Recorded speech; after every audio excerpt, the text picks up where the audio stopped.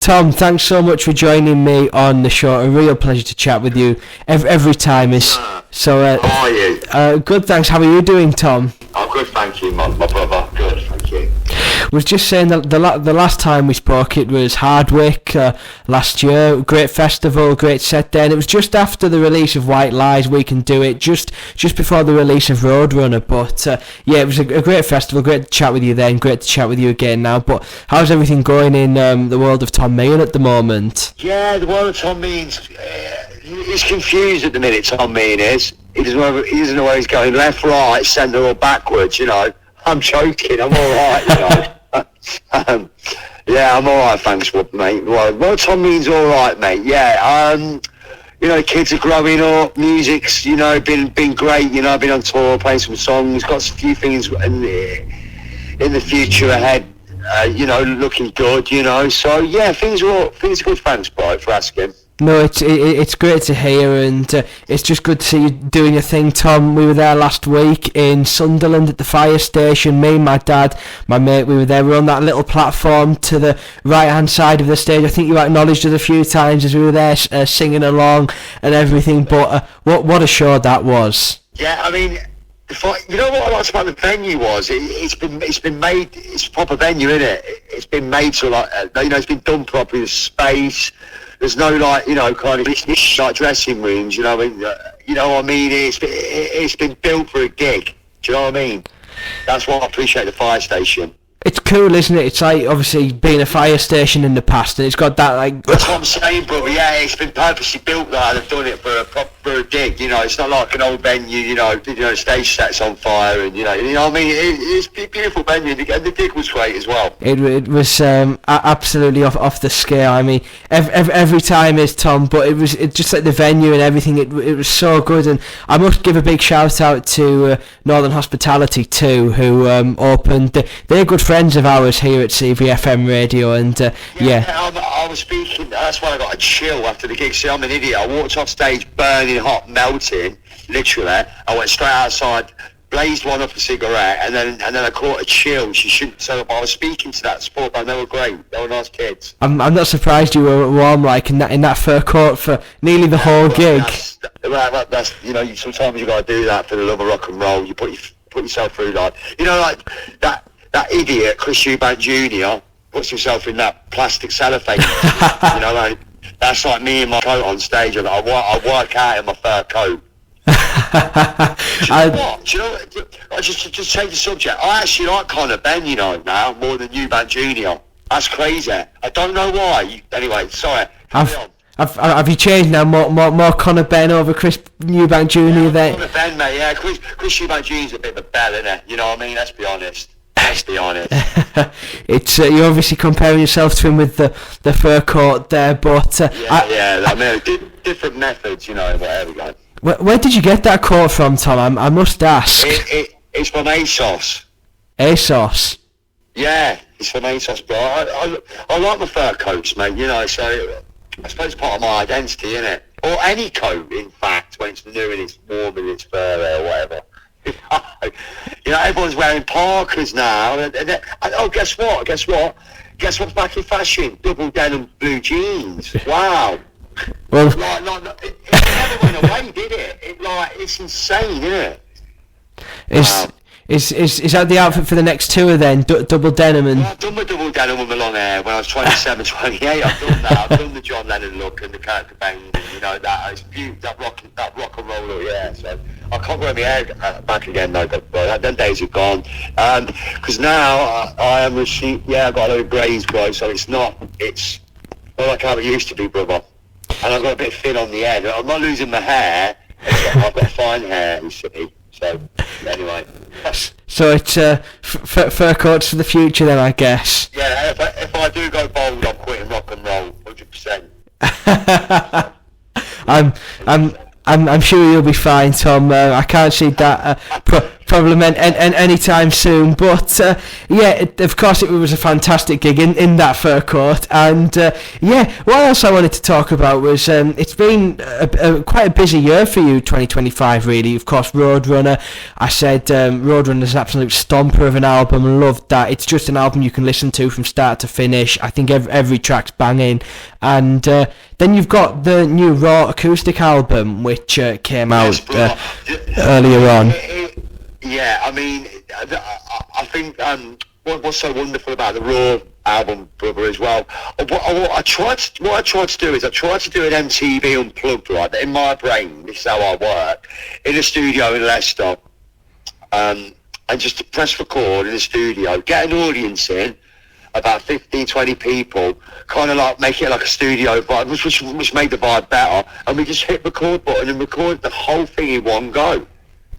And there was no point doing overdubs or doing some, backing vocals or extra guitar parts, because that's the whole point of the album, was to capture it as it is, how it sounds, even if my voice goes raspy or a note doesn't come so clean as it did normally, it's there. It doesn't. It's just. Do you understand what I mean? I don't go over it again, or do you know what I'm saying? So I had this Nirvana Unplugged idea in my head. So it kind of like a bootleg album. You know what I'm trying to say. So, and yet everyone loves it, and the fact I waffle on talking absolute in it as well. It's funny. I feel it's like I'm in the room with you. I've listened to it. It's really funny. It's quite funny, and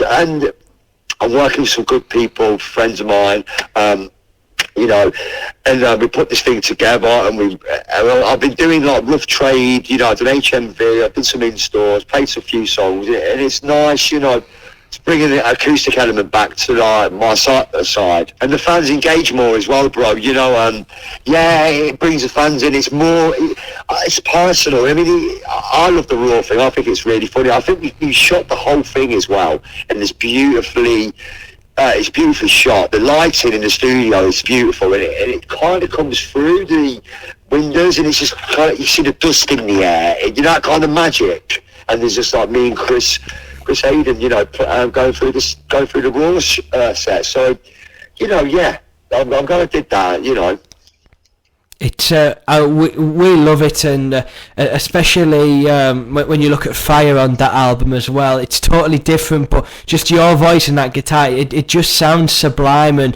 just like the guitar on the chorus as well, we love it, and it just like you say, gives off something so much different. And I agree with what you're saying. It's just that's how a Raw album should be. It is raw, recorded all in one take, and all them little bits of chatter in between too.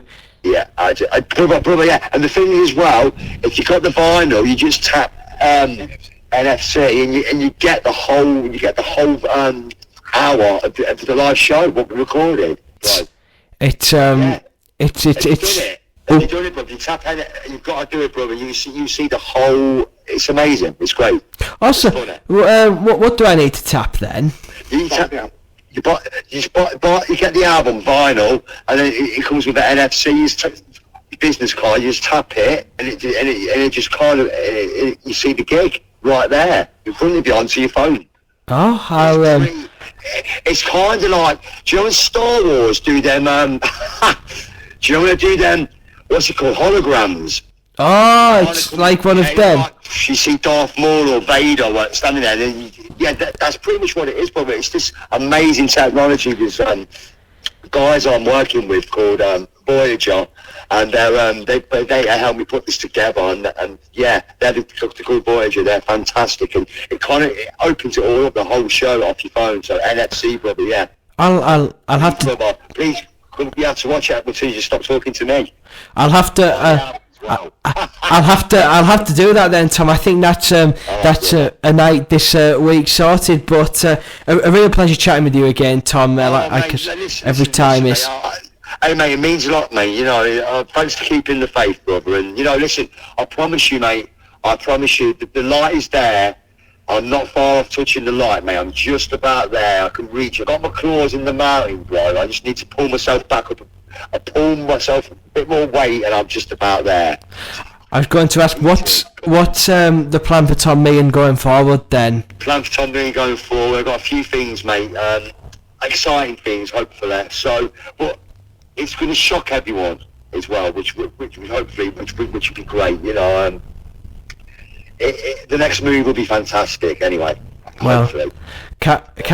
Can't wait to see what that is. And before I let you go, one final question, because you mentioned it there. I'm going to have to ask you, because I know you're a massive Star Wars fan, and I am too. I rewatched the whole trilogy recently. So, oh my gosh, what is your favourite scene from a Star Wars movie, Tom? It's Return of the Jedi when they go to Jabba's palace. Jabba's. I don't give it what anyone thinks or says. If you say it's Vader versus Luke, I'm your father. It's when he gets to Jabba's palace, Salacious Crumb's sitting there, he's blazing on his pipe, Jabba is, and Skywalker goes, give Solo and the Wookiee to me, and he drops down that Rancor hole. Forget it, it's amazing. It's insane. You know it, don't you? Yeah, it's a good shout. Yeah, it's one of the iconic scenes. And dream gig location, Jabba's palace. Yeah. What's that, sorry? Dream gig location, Jabba's palace, Tom. Oh God, mate, I've been to Jabba's palace in Japan, mate. Well, there was one time when I took something I shouldn't have, and I felt like I was in Jabba's palace. His car door, he had a pipe with long hair, and everything was dancing, and I was like, this guy's Jabba the Hutt, let's go. It's sounds like very good fun. That was great fun at the time. It was. We're supposed to go to a meeting. That's a bit silly, isn't it? Doing things like that. But anyway. And ended up in Jabba's palace instead. No. Yeah. Looking at the walls, seeing street fights on moves everywhere. You know, cartoons and stuff. You know, you can imagine. I bet it was incredible. But Tom, great call and great chatting with you again, brother. And thanks so much for joining me. Hey, mate. No worries. Thanks for your kind words, bro. Take it easy. Thank you, mate. God bless, mate.